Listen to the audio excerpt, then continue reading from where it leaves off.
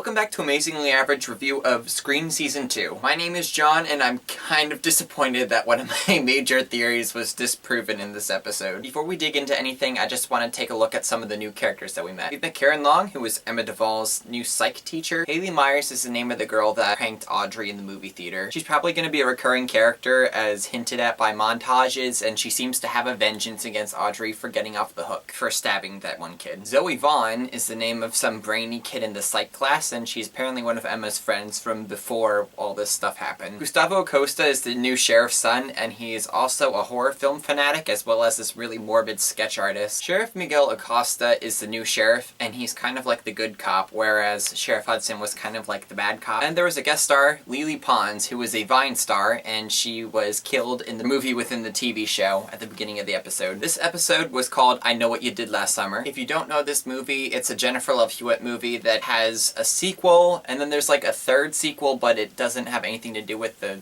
first two movies. First of all, fuck Butterscotch the cat. To provide spark notes for I Know What You Did Last Summer, there's Jennifer Love Hewitt, Freddie Prinze Jr., Sarah Michelle Gellar, and Ryan Philippe. They're the four main characters. Basically, they're driving home from a party, and they think that they ran over somebody, and so they dump the body in the water. A year later, Jennifer Love Hewitt gets a letter in the mail that says, I know what you did last summer. Slowly, they get terrorized by this guy with a fish hook, and they end up killing Sarah Michelle Gellar and Ryan Philippe. It ends with the other two main characters fighting this fisherman on some boat. The fisherman gets his hand cut off, and he's thrown into the ocean, and you're left to assume that he died. I believe in the sequel he's not dead, but I don't remember for sure. We find out that Noah starts a podcast called The Morgue. One thing about this fight between Audrey and the fake killers, like the pranksters in the movie theater, that struck me as weird was the fact that she chose to spray him, which I guess that could blind him, but why didn't she just knock him out with the fire hydrant? That seems way more effective than like searching around for a prop to kill him with. Immediately after this prank thing happens, we see Audrey, Noah, and the prankster girl outside talking to the new sheriff, Miguel Acosta. He's siding with Audrey. They live stream this prank, and that's evidence enough that the prankster girl could get in a lot of trouble for this, so he tells her to walk away. So we're led to like this sheriff because he actually cares about these characters. Emma returns to Lakewood. She's been emotionally devastated or having trouble coping, and when she meets Kieran, they're not together like they kind of were at the end of the last season. They're kind of emotionally distant. Noah calls the survivors from season 1 the Lakewood Six. I wasn't sure if this was a reference to the Little Rock Nine. If you don't know who the Little Rock Nine are, there were 9 black students in Little Rock that were allowed to integrate into a white school, and this was met by a lot of resistance. The police had to actually hold the masses back to let them walk into their first day of school. Some of them started dropping out of school as the semester went on, so I don't know if this is meant to relate to the Lakewood Six, whereas some of them aren't going to make it to the end of the season. The thing about this season that's different immediately is that since Emma was the one getting all the text messages in the last season, Audrey is the one getting all the text in this episode at least, so perhaps she'll become the new protagonist because she's been getting all these text messages. Brooke and Jake are dating. We see Brooke and Jake making out in a pool, and then Jake says Brooke's sneaking around, that she likes this, and mentions Mr. Branson. This upsets Brooke. She breaks up with him. That ends the very, very short relationship that they have. Jake breaks into some carnival or park or whatever, saying something out loud that he's gonna make something up to Brooke or prove something to her. He ends up impaling his foot on a booby trap. Somebody wearing the Brandon James masks ends up taking him, locking him into a barn, and over the course of the episode, he wakes up, his foot in is a bear trap, which screams Saw. Do you wanna play a game? He wakes up and sees this riddle on the side of the farm that says, see what you can do with this, homeboy interrupted, which is something that he said to Emma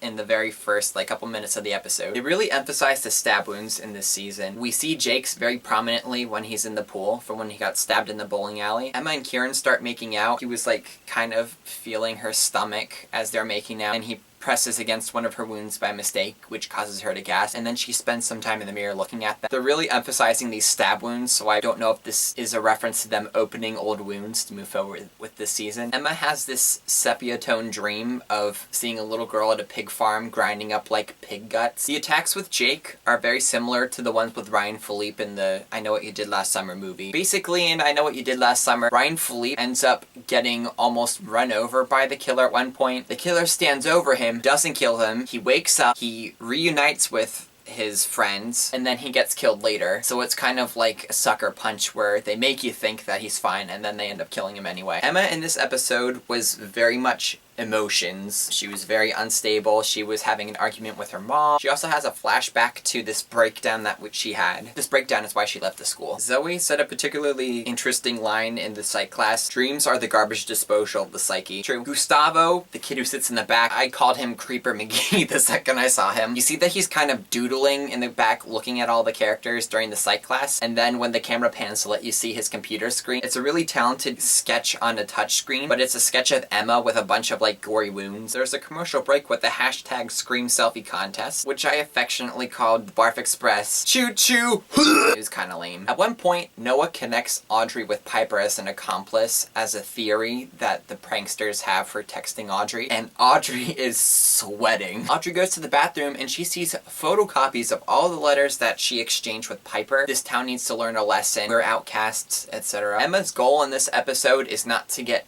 normal, but to get better, which I think is a very good thing to strive for. Noah has a coping mechanism for the season known as the murder board, which is basically in almost every detective movie, you see that they have like a cork board back here with a bunch of pictures of the different players in this like crime and like push pins connecting one to the other. He has a picture of a pig farm up on the murder board. Emma sees this, she asks about it, and he says that it's a picture of Troy James's farm, Brandon James's brother. By the way, Noah's being kind of a dick the entire episode, trying to get people to do this podcast without considering their feelings first. We return to Jake, who is strung up upside down in a farm like a lamb for slaughter. He picks up a fish hook, much like the one in I Know What You Did Last Summer. The Brandon James masked person comes back and slashes him down the sternum with a scythe, and he bleeds out. And Jake is dead, which destroys my theory that Jake was involved because he was stabbed off camera in the first season, that he might have been involved. But that theory is totally scrapped now. Let's take a moment of silence for Jake. What an asshole. Emma and Brooke go to visit this pig farm that she saw in Noah's murder board. She thinks it was the one that she was dreaming about. They don't find anything in the farm, but she sees lights on in the house next to it, which is supposed to be an empty development. She bravely goes inside, sees some images from her flashback dreams. I'm not sure if her dream was a flashback or not, just like the one that she had about her father and mom fighting. She sees a static TV, and then I'm pretty sure she found Jake's bloody body in there, but I'm not positive because I was looking away from the screen. They provide a montage of season 2, and I'm not going to dig into all of it because I don't want to spoil everything, but there was one particularly strange thing. That character Zoe, it shows her, Noah, and Audrey having some weird three-way kiss sort of thing, which is so weird because Audrey and Noah kissing seems like brother and sister kissing. The episode is over, or is it? Nope. Apparently there is Scream After Dark, which is kind of like a Talking Dead ripoff. It's hosted by some guy named Jeffrey Self. There was a cheesy 80s sitcom filter promo thing, and I kind of liked it. It was so silly. We see a sneak peek of another episode, and it shows Emma running away from a car. She cuts through some backyard, the car cuts her off somewhere else, and she yells very dramatically, "What do you want with me?" or something like that, and I'm pretty sure that this is a dream. And time for the killer predictions. So my prediction about Jake is totally scrapped. I think they want you to think that Gustavo might be a killer. He's very similar to the character Mickey in Scream 2. This could be misleading. If I had to take a stab at it, no pun intended, I think that it would be Zoe. The reason I think so is because she's smart, she's apparently been there the entire time, and she's nice. Nice doesn't always mean good. There you have it! Thank you for watching. Hopefully this goes out on Tuesday, but knowing me, it's probably gonna go out on Sunday because the internet hates me. Bye.